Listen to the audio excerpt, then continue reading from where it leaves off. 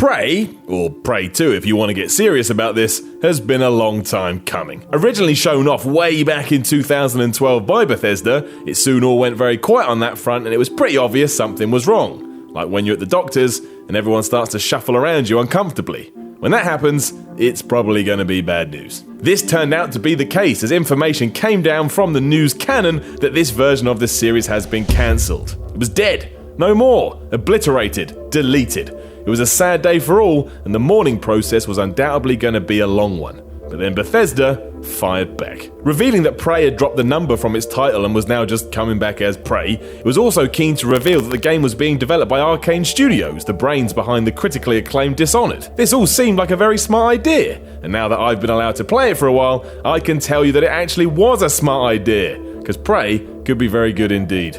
Using intrigue and confusion to hook you in, the opening moments are nothing short of fascinating. Much like Half-Life or Bioshock, Prey's biggest success is how captivating its first moments are. Instead of just hitting the go button and throwing you into utter carnage, Arcane has decided to push its narrative hard and keep you guessing straight away. That means within 15 minutes it's clear something is off, and the more it all starts to come together, the more information you just have to know. It's a wonderful way to begin, because even if you have no interest in the previous entries, or couldn't give a damn about this up to release, you're probably going to start caring right off the bat. That's not an easy feat to achieve, but it's most definitely been achieved here. The challenge will be then if the developer can keep this up for an entire game. The opening hour of Prey manages to do this almost effortlessly, but it's imperative this feeling of needing to know what's actually happening remains from beginning to end. It's too appealing and too much fun to all of a sudden disappear. If it ever falls back into bog standard, go here, do this, kill that thing territory, there will definitely be some tears. Mostly from me.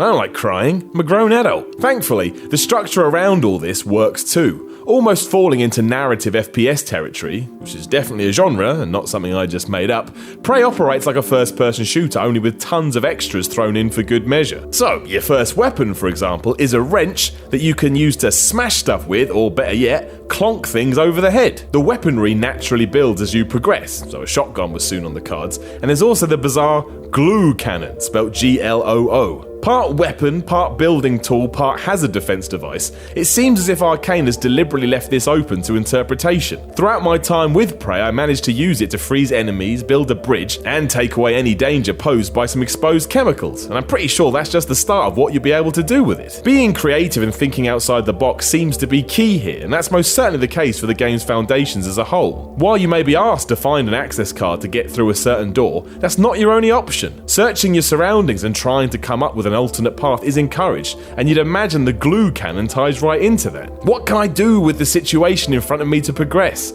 That's the only question you need to ask yourself. From there, it's just a matter of figuring it all out. All this makes Prey feel very grounded too, but there is a crazy part, and that comes in the form of what you're fighting. I don't want to give away too much of the story here, because that's half the fun, but the fact you're in space trying to deal with an alien threat does allow Arcane to have some fun in terms of what you're actually going up against. There's a whole narrative behind what these things are too. For now we'll just call them black blobs of death, but they feel very different to your usual FPS enemy. Hopefully they do evolve a bit over time, as the smaller ones you're forced to face early on are more of a nuisance than anything else, although it is ridiculously fun to time a swing with your wrench correctly and just nail them in the face, and combat by and large is satisfying. Outside of all of this, there's the usual hoopla as well, so you have a stamina bar to try and make you think about your actions a bit more, a crafting system of sorts, and everything here is basically semi-open world. I don't mean that you're going to be wandering around a GTA-like city, but there's no step-by-step missions. You are free to go where you fancy, often being blocked off, often having to go back to where you've already been, and often needing to work out where to go next. Immersion is the headline in all senses. As you've probably figured out, all of the above translate to there being no connection to previous titles, but that has got to be for the best. What Arcane seems to have created here is a game that wants to be both smart and appealing at the same time. When that combination is done right, it's hard not to go straight into the Game of the Year contender bucket. Now, I'm not saying we should get that bucket already, it's only February for goodness sake, but I am saying that as openings go, I don't think that everyone involved could have got it more right than they have here. It does need to evolve and show more of its hand, but the only way to see if that's the case is to play it, and right now, I very much do want to play it. So the idea of the preview worked. It's like giving me some cake and then taking it away. Now I just want more damn cake. Ultimately then, Prey is shaping up to be one of the more surprising games of the year. unless you were already excited about it, but then it's right on course to make your dreams come true. It doesn't feel like your usual crop of releases, and that's a damn good thing. Variety is the spice of life, and I have a good feeling this will stand on its own 2 feet come May. Let's hope I'm right, for your sake and mine.